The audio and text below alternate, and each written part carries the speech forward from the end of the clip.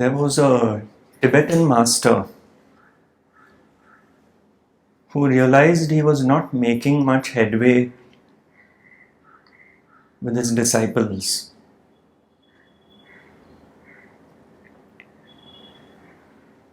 They were too stuck in their minds.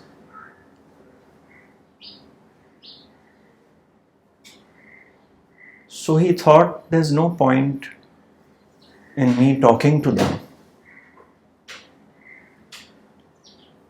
And what he decided to do was work on them when they were asleep.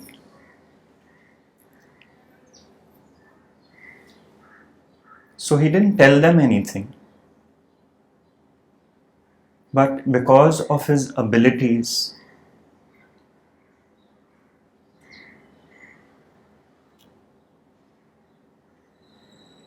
he would work on them when their mind was quiet, in the subtle form.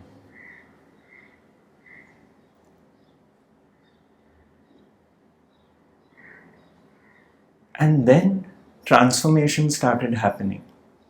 He could see the change in his disciples which he had not seen before.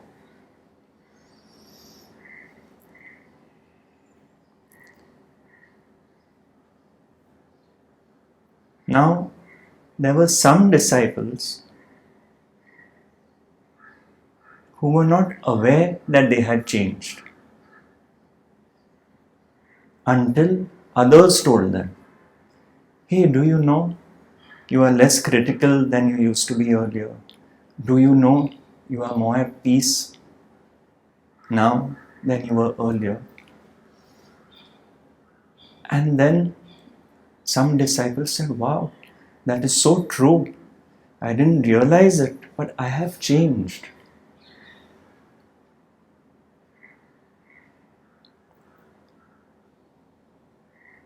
And there were two types of reactions. One was that I did nothing to change, truly. This must be the grace of this master, because I have not done anything. I know it. I have not made any effort to be less critical. So this master's grace is surely what has worked. And the other kinds of disciples thought, that's interesting. People are telling me I've changed. I wonder what I have done to effect the change.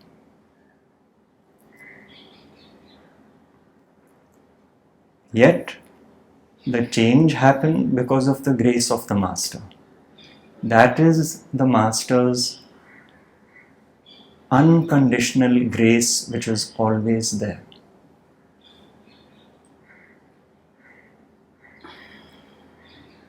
But we are so rooted in doership that we even attribute that change to our effort to change.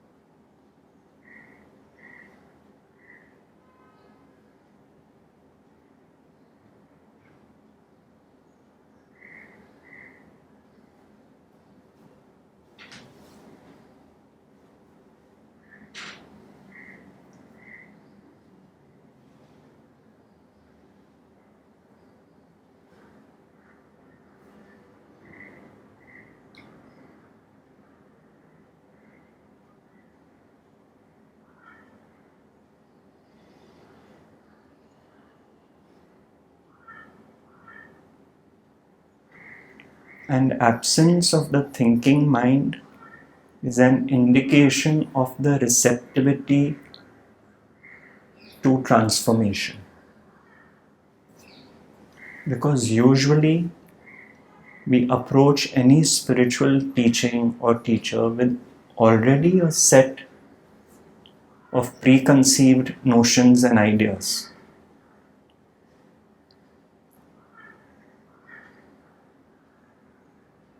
That is why Krishnamurti would say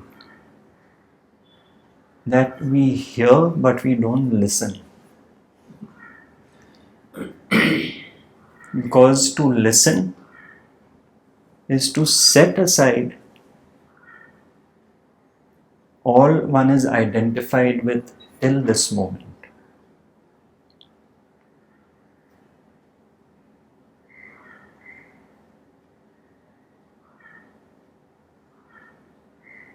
And just listen.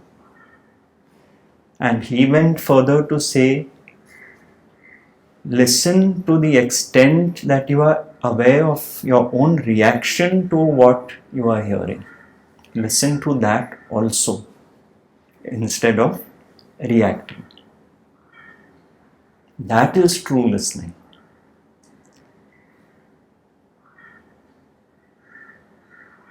But most of our listening is knee-jerk listening.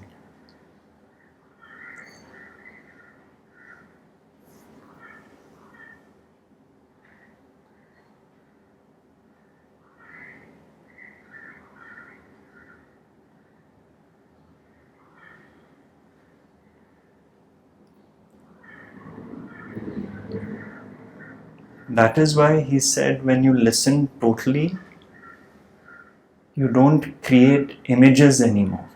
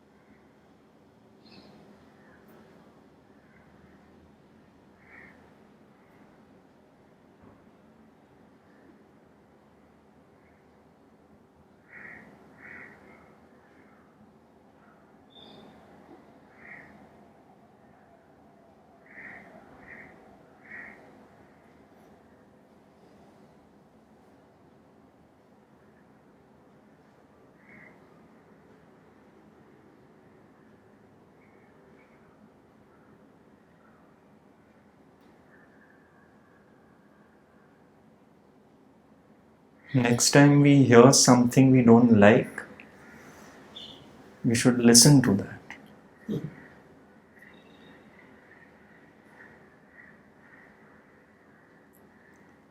What we miss is that each and every voice we hear is arising in our own consciousness.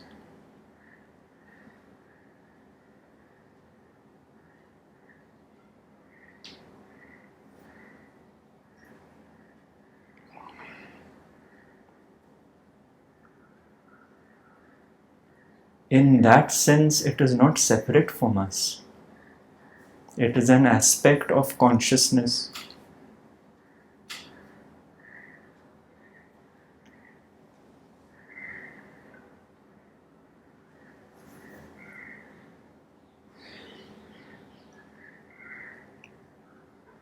And then we differentiate between the voices we like and the voices we don't like. And we create the separation.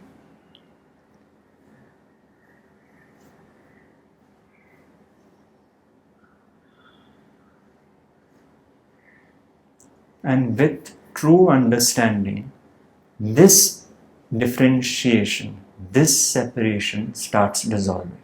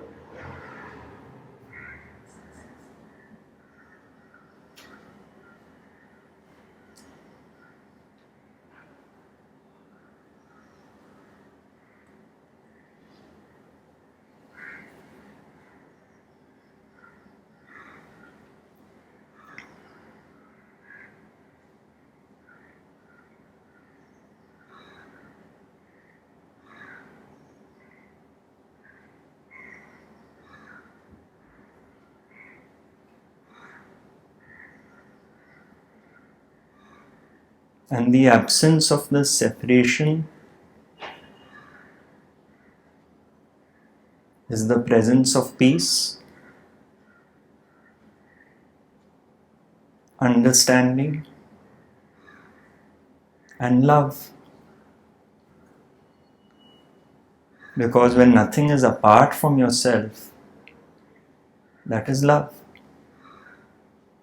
Not the love we are used to, but a deeper love.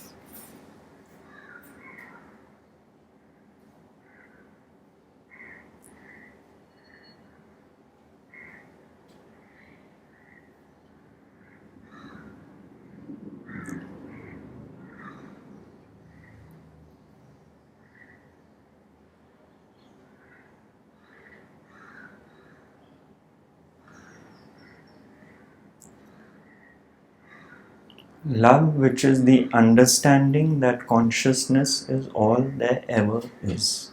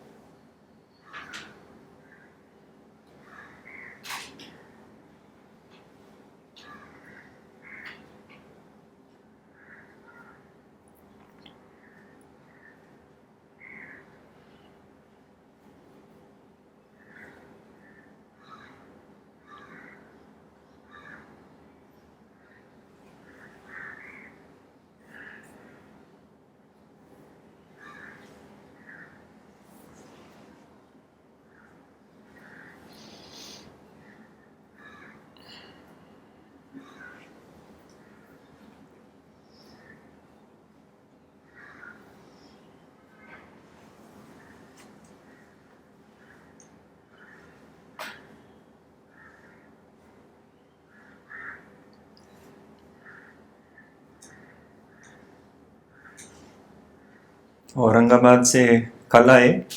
You came yesterday.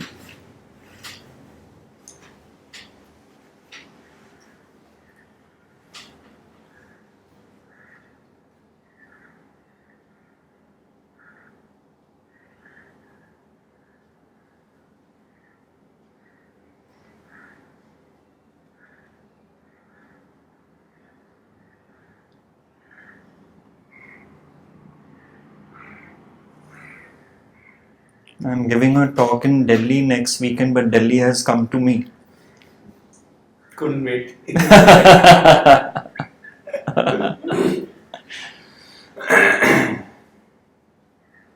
Yesterday we were at a gathering and I met someone after a long time. So I said, have you been busy?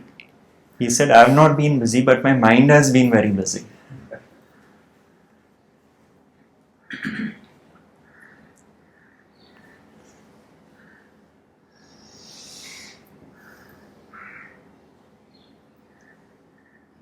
Today I'm privileged because I have two school friends with me. The one opposite me, Dennis, I have known since the age of 5.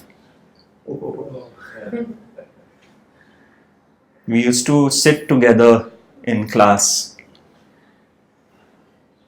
And he used to come over and have breakfast and so many memories. School captain. Everyone used to aspire to be like Dennis. That's very kind. This is Rinanubandhan.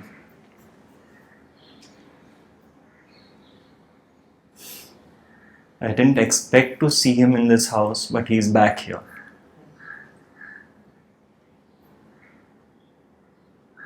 I'm very happy. I hope so. Yeah. I was chatting with the man. I said I was very happy to be here after so many years. I was chatting with the lift man and asking him about old days, and he said, "Saab, मैं नया हूँ. तिवारी भाई को आप पूछो." Even he's new. You see, when you're looking at so many decades gone by, everything is new only.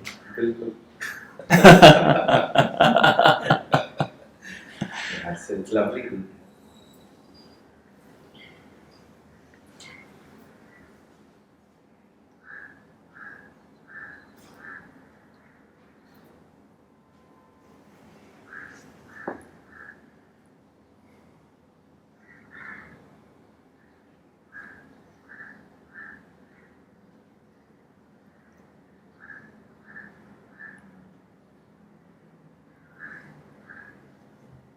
मुक्तानंदा का बेटा. बिल्कुल सही.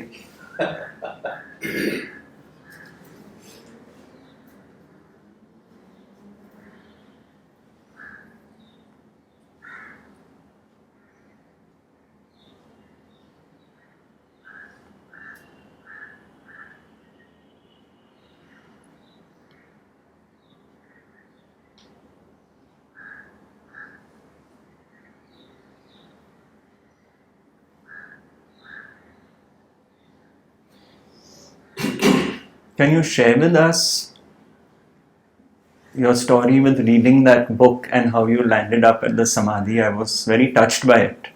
Sure. Play of consciousness. Yeah.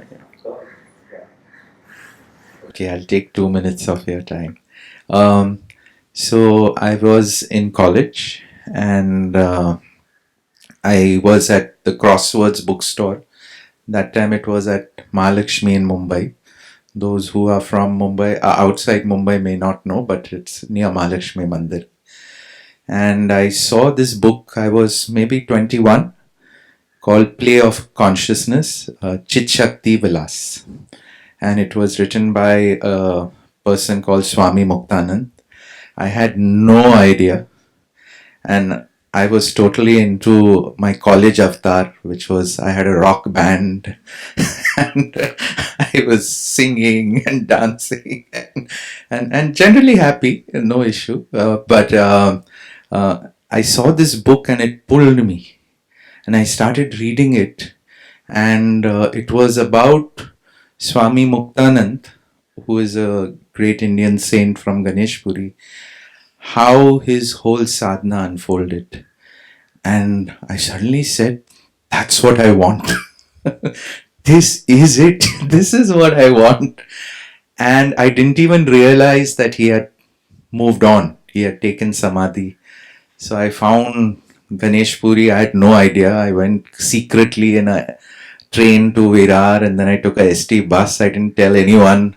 I don't know if my friends would have understood. Anand, I told him just after that. And I reached the ashram there, and I said, I want Shaktipat at the reception. So they all started laughing. Said, "Aap kahan se aaye ho?" I said, Bombay se abhi bus se utra hu. And I opened the page in the book where Swami Muktanand gets Shaktipat. I said, this, ye mujhe chahiye, kahan hai? So they said, you calm down first. Aap pani piyo. And they said, स्वामी मुक्तानंद नहीं है, अभी गुरुमाई है, और वो यहाँ पे नहीं है, वो आने वाली है. So from there, my journey of discovery started, and I think I was thirsting for it, unconsciously, or maybe consciously.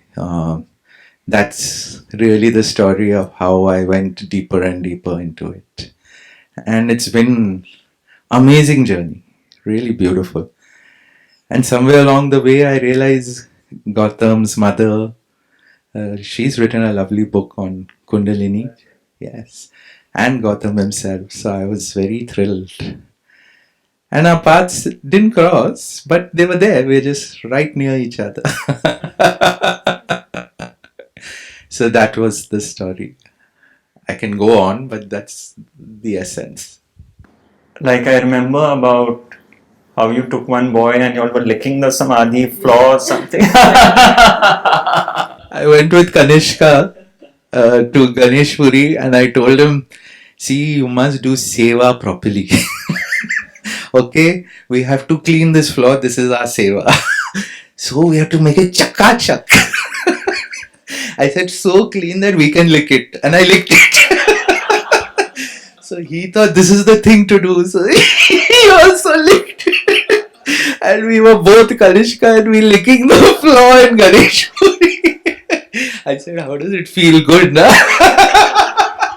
He said, damn good. I think he thought I was crazy.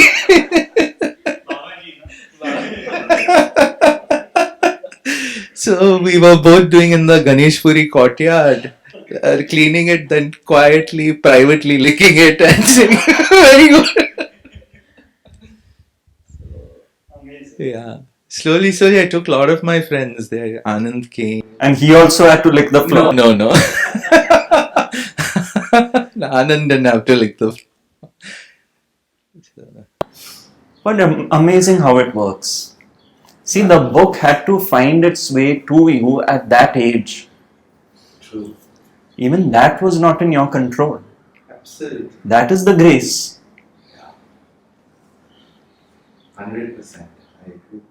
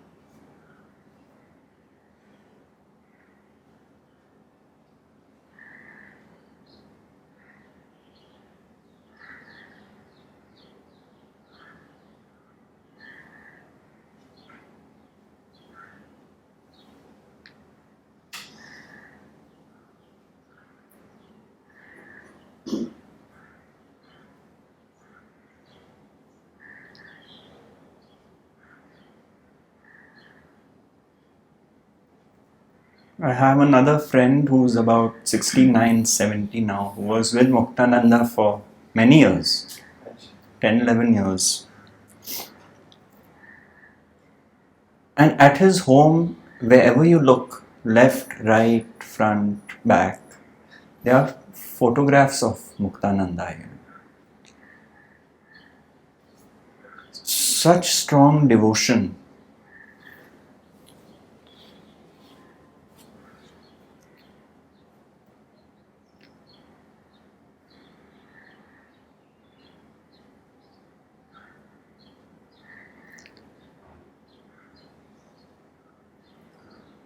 It appears that it is devotion to an individual, in this sense a guru. But what is actually happening?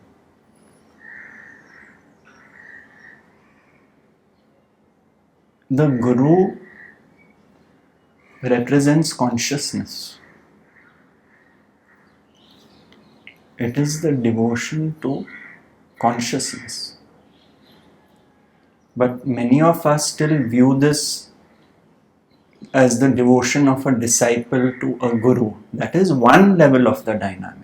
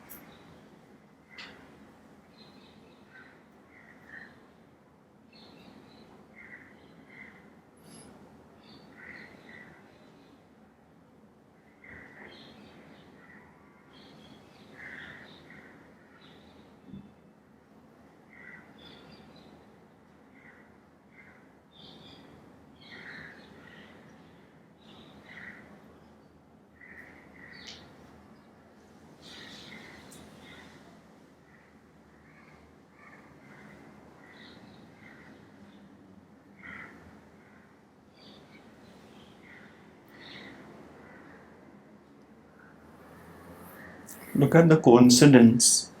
Besides my two school friends today, in front of me are two men, one whose name is Ramesh, which was my guru's name, and one whose name is Santosh, which is my mother's name.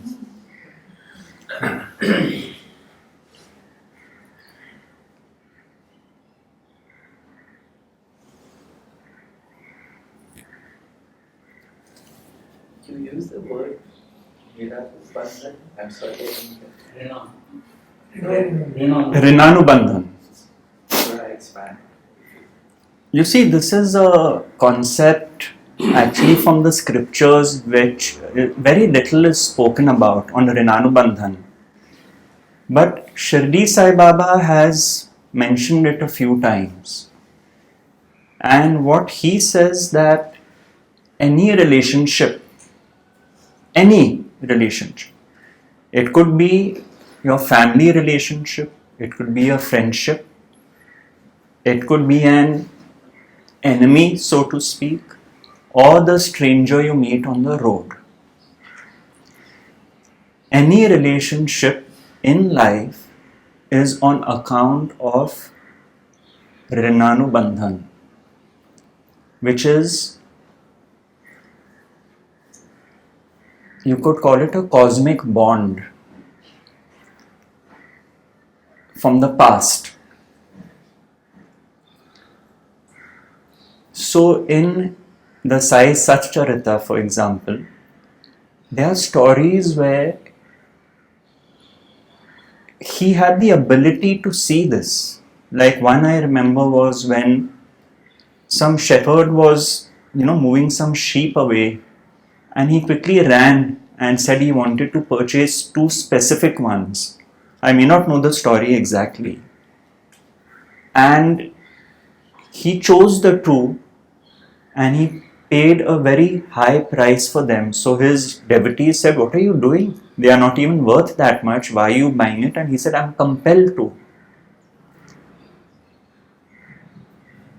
And then he explained to his devotees that he recognized them from a previous time when they were with him and they were together as a couple in that birth. And he said the Rina was so strong that he got pulled to them when he saw them, and he wanted them to be with him for some time before he set them off on their own way. So he said, "Have I truly paid a high price for this?" See, Ramana Maharshi has said Sai Baba was the absolute. And there were these very strange experiences around him. Like another one was when there was a lizard which had become very frisky. So those around were just looking at it and wondering what this lizard is up to. And he said, "This lizard's sister is going to come," or something to that effect. Are you aware of this? I read that, I think, in your book only. Sure enough, in a matter of a few minutes, a cart comes, chariot or cart. A man gets down, puts a sack down on the floor, and another lizard comes out of that sack and comes running to this lizard. Rinanubandhan. But why is it important for us?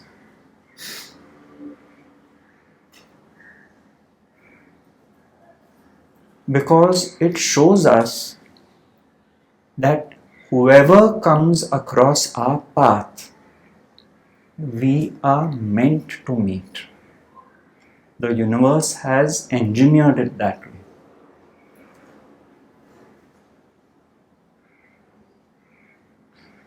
And if you actually read the definition of Rinanubandhan, it says cosmic debt of a former relationship. Cosmic debt of a former relationship. Yogananda had said that even if you are crossing the street and someone smiles at you, a stranger, Rinanubandhan. So nothing is accidental. No relationship is accidental. To be in that awareness is to live the teaching. Especially the relationships which make us uncomfortable. They are our greatest teachers because they are meant to be there. But we tend to reject the ones we don't like, the ones we don't get along with, the ones which threaten us, threaten our sense of security. And we gravitate towards those we like, those we love, those who are nice to us, those who are kind to us, those who are good to us. That is a natural process. But relationships are the key to the door to peace. That is why my Guru said daily living means relationships. Because from morning to night, you are dealing with people. And true happiness which is peace of mind, is to be found through relationships, by understanding that everyone, significant or insignificant in your life, is an instrument shaped by God, just like you have been shaped, has genetics, conditioning and programming gifted by God, just like you have been.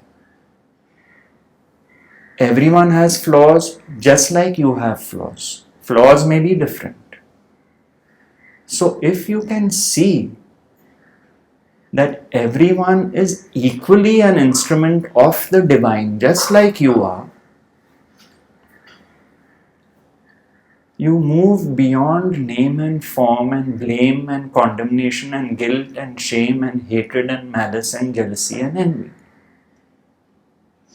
If you can truly see that this person in front of me is saying something based on his conditioning, whatever his parents brought him or her up with, the economic environment he grew up with, his school, his friends, his nature, all factors made him who he is, based on which he says what he says. When you start meeting people this way, you are meeting them with more and more acceptance for who they are, and the need to want to change people starts stopping. How you should be according to how I think you should be. That need starts dropping away. When we understand that in a kitchen, a toaster will produce only toast, it's not going to produce juice. The juicer will produce juice, the microwave will heat the food, the fridge will keep things cool. These are all instruments in the kitchen, each designed for specific output. But what unites them is the fact that without electricity, they are dead objects. The minute you put them on, they perform their function. But in this dance of duality, we have lost sight of this fact that it is the same electricity running through all of us. And we are looking at each other as separate instruments, doing something.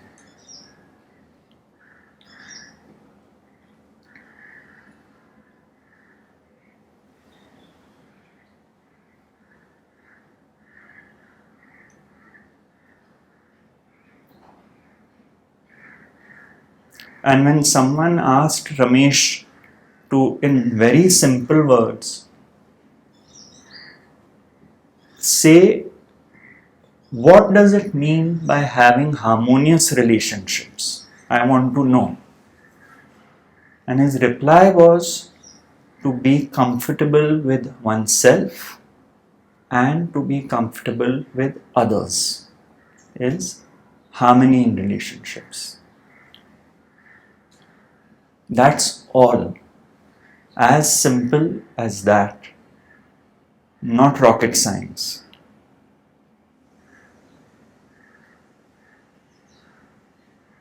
But the simple things are hard to live by. We want experiences.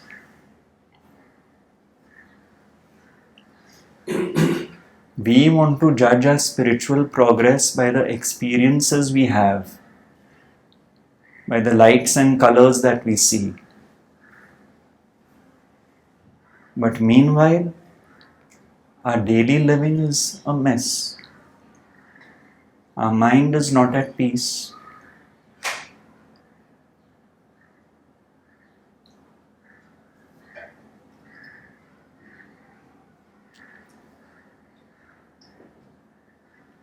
In a joint talk I gave recently with my friend Roger, he was explaining to someone who had these peak experiences of oneness, and he was referring to his own experiences of oneness. He said till he realized that it is not about that,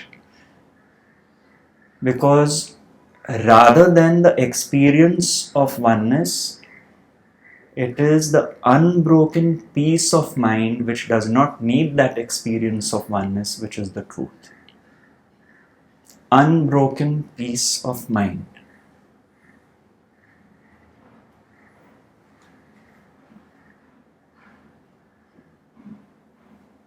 Because the problem with the experience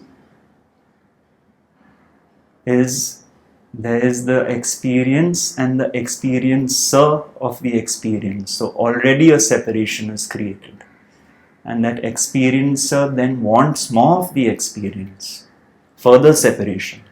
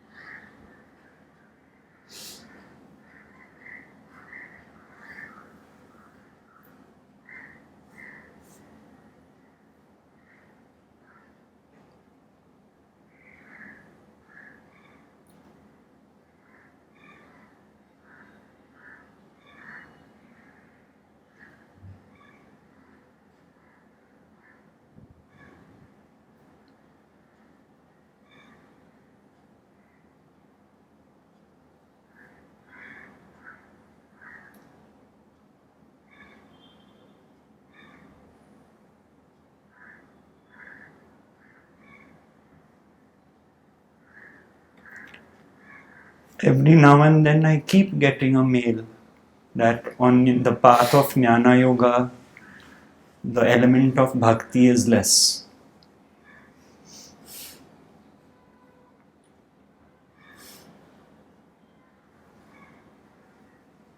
But if you see God in everyone, if you accept everyone for who they are, isn't that the highest form of bhakti?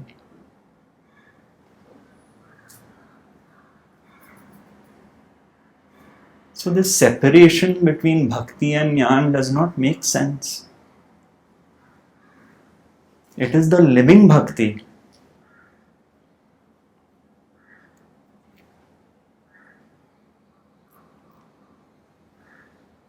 Take anyone in your life who pushes your buttons, who you don't like, deep down you don't like. And just sit with that one evening and just think that this person is exactly the way God created them. Just like God created me. My buttons were pushed because they were meant to be pushed. But that does not take away from the fact that that person is equally an instrument of the divine just like I am.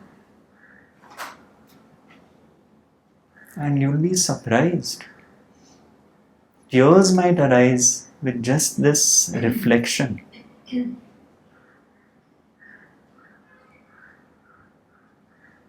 You might just feel a sense of love for that person. That this person cannot help being who they are. Sometimes I cannot help me being who I am.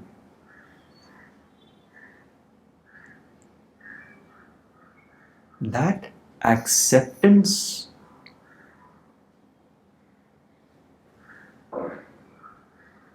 is actually the absence of the me with my identifications, which are now being set aside.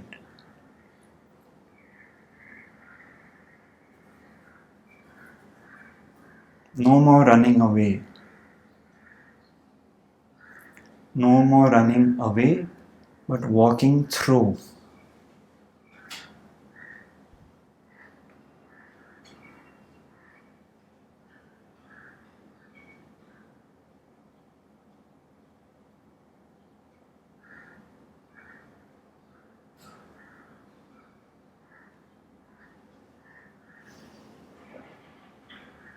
And then life becomes living the mantra, Thy will be done. Not my will, O Lord, but Thine.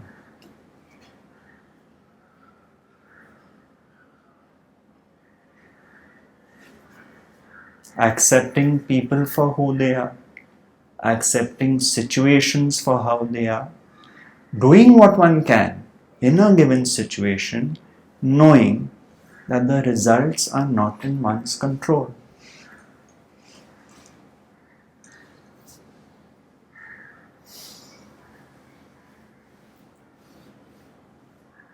Simple.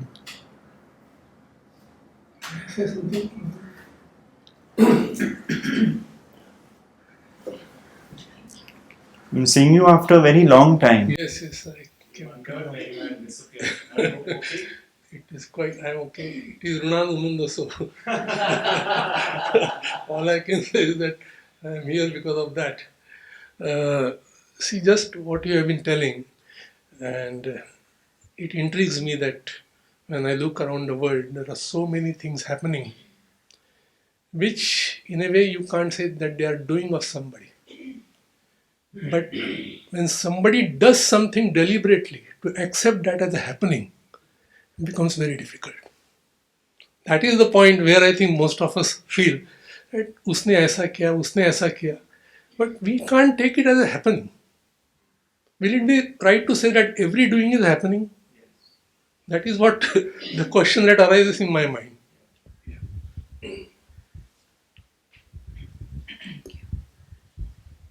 We may not like the doing. We may not like it. That's fine. And we may act because we don't like it. But everything is a happening. So my reacting is also happening. Absolutely. But what tends to happen is we hook on to that reaction and stretch it in the duration of time and get involved in the reaction and create suffering for ourselves. It's simply because non-acceptance. Yes, that is what happens. The thinking mind gets identified and engaged, and then the story of me starts. That does not happen for the sage. The sage may hear something he doesn't like and he may react. But that is a reaction in the moment.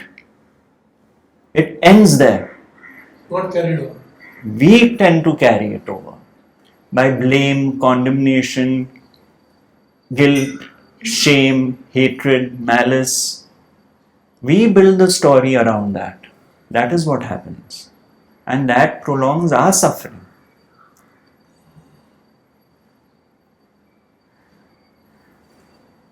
There is so much in the world which is not possible to like. There is so much in the world that keeps happening. You keep reading about it, listening about it. And then to say that it is not done by somebody. Yes. That is why Maharaj said, on one hand, he said, what kind of a cruel God is this? Then he said, but let's question what our definition of God is. What is this kind of a cruel God who creates all this suffering? That is on one level. Then he would say, to criticize anyone is to criticize the affairs of Brahman. He said that because of the deep understanding that all there is Brahman. Naturally, you can't criticize electricity for operating various instruments. Exactly. See, but this is it's so beautiful because when one lives with this understanding, it truly transforms situations. You know, I received a mail from a gentleman who is now in his mid-80s, who said he enjoyed the talks, the videos which he saw, which are shot here, but this, but that, but that, but that. And at the end he said, but I enjoy all this because I've studied Krishnamurti for 50 years. So I thought about this, and my reply was that what is the point of enjoying talks unless they impact your daily living? Because if at the age of 83 you're enjoying the talks and there's a list of buts, and then you claim that for 50 years you've been reading Krishnamurti, then are you reading Krishnamurti or are you reading Krishnamurti? You see? Which is also destined. But the point is this. The point is exactly this. Is the measure in your life the peace you feel? That is why my teacher would say, whether everyone knows it or not, what they are seeking is peace of mind. Because once you know that, you will know whether you are more at peace now than 5 years ago, 10 years ago. There is no point in just enjoying talks. And you've been suffering for the last 50 years of your life.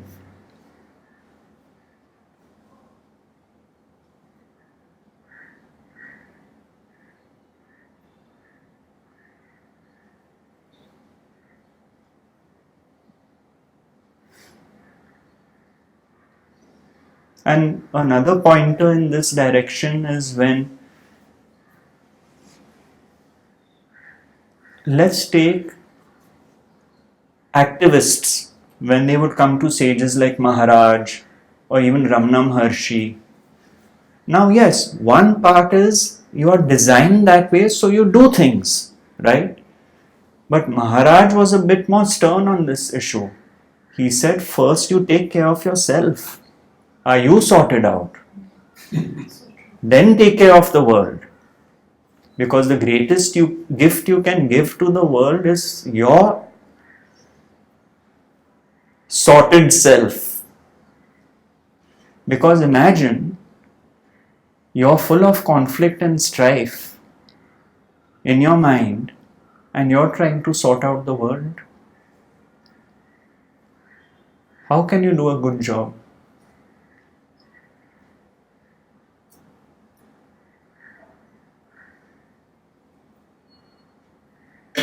So the environment of one's mind is to be sorted out first.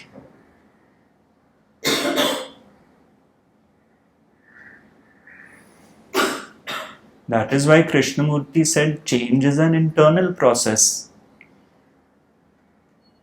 If everyone changes, everyone's consciousness transforms, that is the world.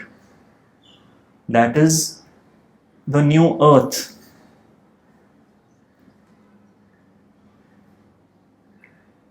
But we are too busy trying to sort other people out. That is what we do. We give free advice. We love to give free advice.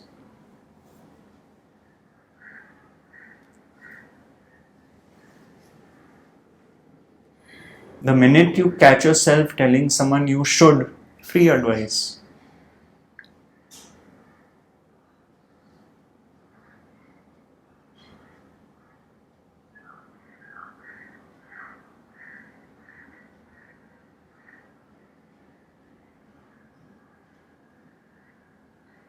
That is why my guru said, never give advice unless asked for.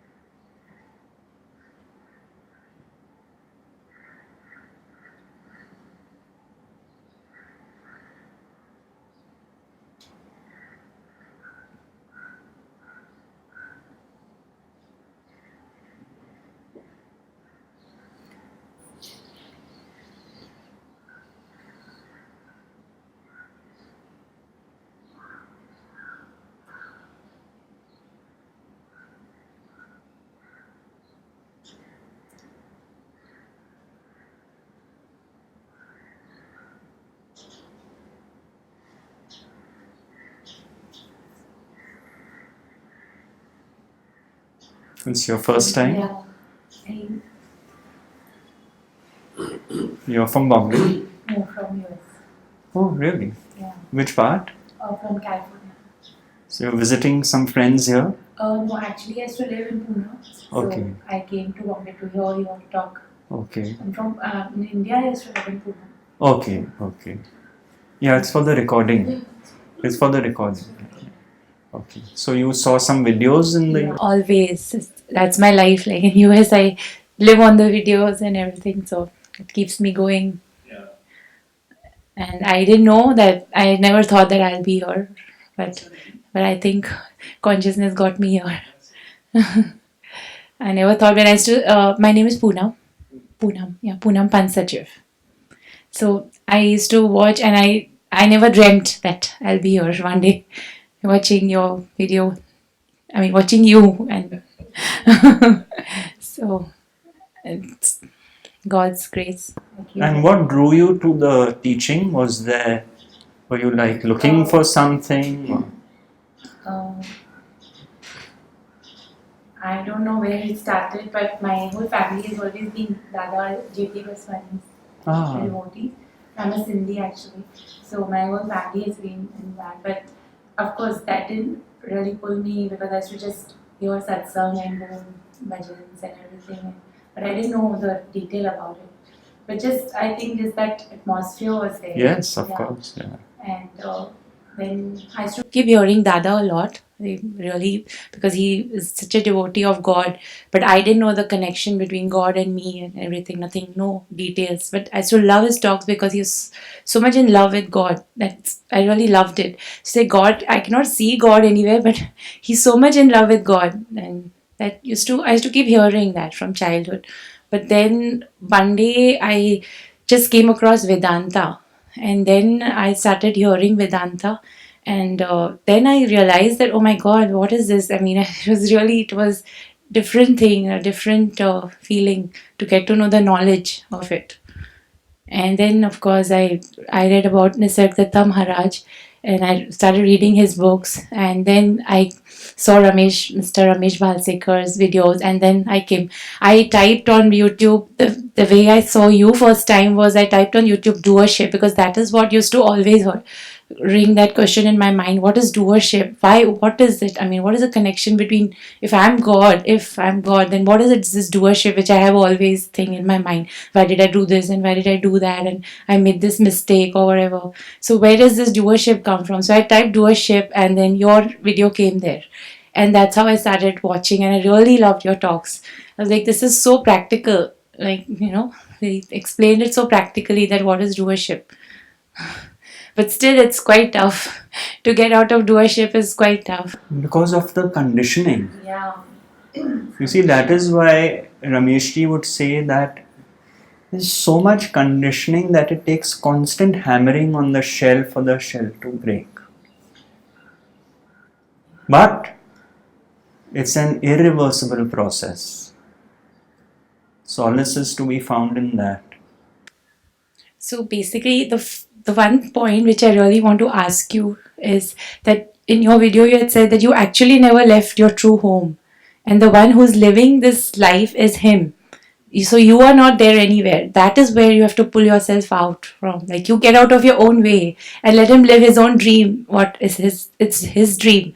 This life is his dream, not yours. You are just a watcher. You're just a witness of everything, and you never left your true home. So these words really hit me inside, but still I'm not able to I still come in my way. I still feel, oh God, this shouldn't have happened and this shouldn't have happened and this was not the right thing to do.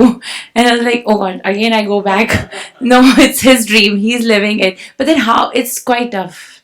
It's still quite tough. You still get mixed up in, I've got 2 children. I've got a teenage daughter.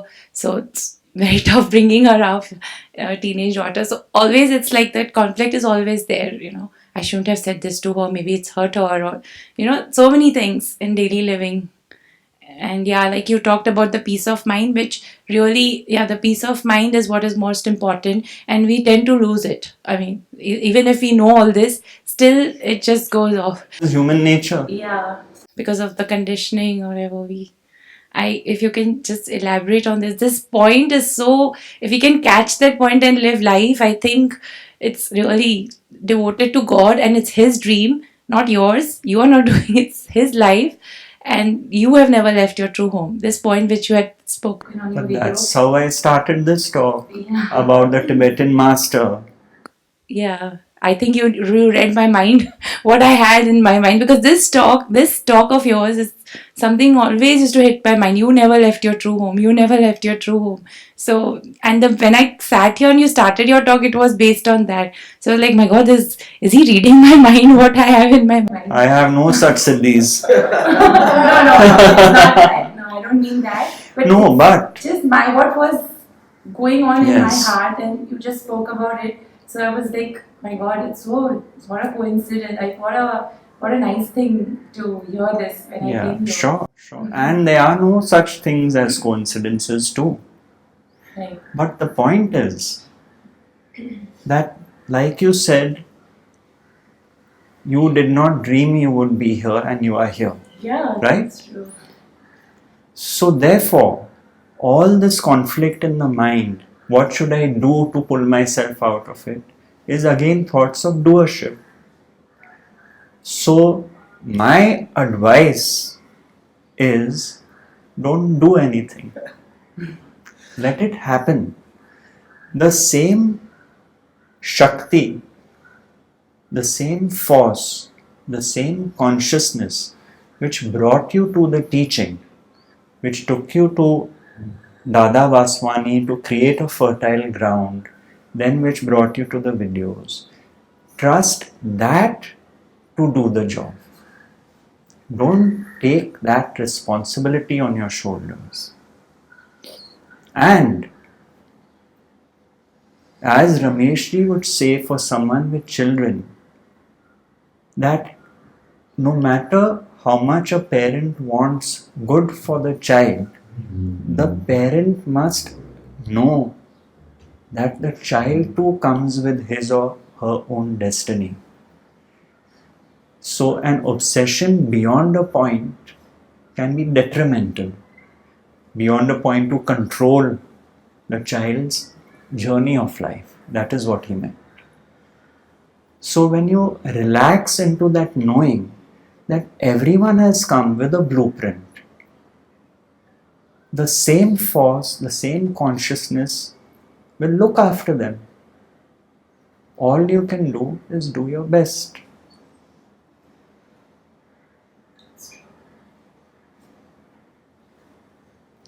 You see, that is the grace of the teaching. See now what I am saying, what you have heard in the videos. The message is an ancient one. It is not me saying anything new, thank God. So, it is resonating with you because deep down it is your truth. Otherwise, it would not resonate with you. I am just a postman who has delivered the message which I got from someone else. But I saw how it impacted my life. So it gives me tremendous happiness to share it,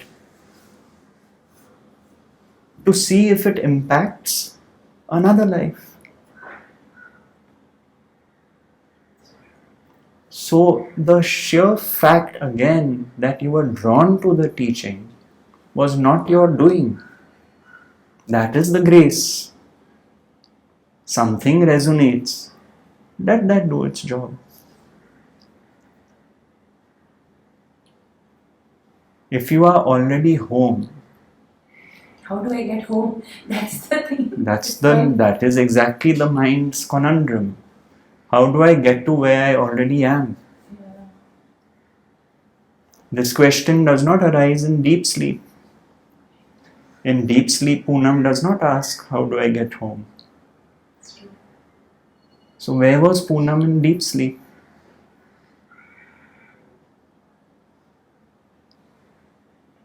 The mind comes and causes a mischief. Which is not your doing.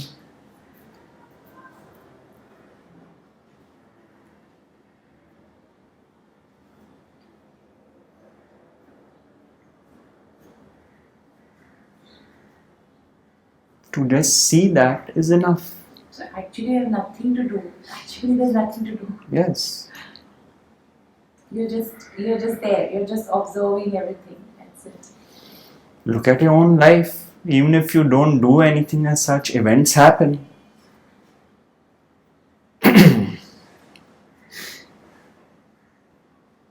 People go chasing after experiences because they are bored with life. But just look at your own day, morning to evening, there's enough happening. That is why Maharaj said that I get tired just thinking of morning to evening. Who wants anything beyond that? That is enough.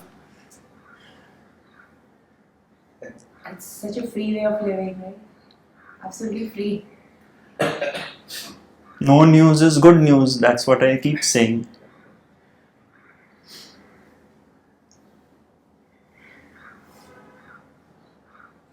No news is good news. When you reach that stage of no news is good news, and you have extreme delight in sipping your chai in the morning, looking out of the window, knowing that the next moment may bring pleasure or pain.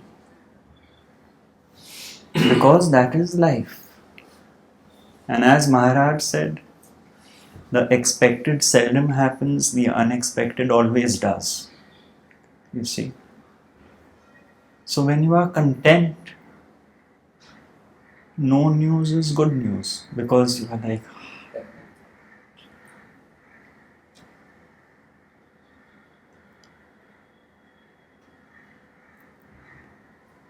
should I end on my no news joke or is it stale? I think I've said it many times, but I love it. Have you all heard it? I don't remember. Very good. So, I have a friend who used to own racehorses. And his friend would name those horses. Very weird names. Like Purple Flower and Midnight Sun and all that stuff.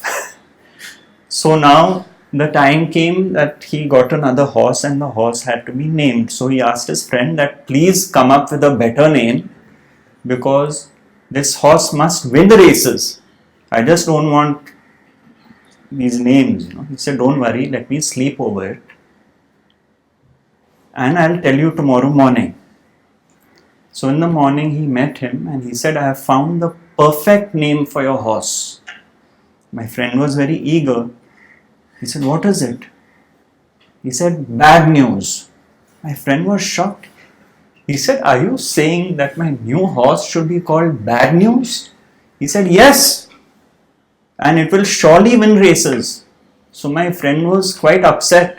He said, what kind of a fool are you that I would call my horse Bad News? He said, no, you don't understand. No news is good news, but bad news travels fast.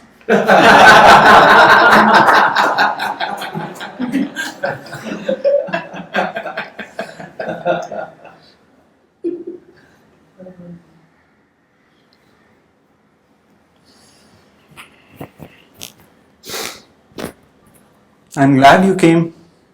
Yeah, I'm really happy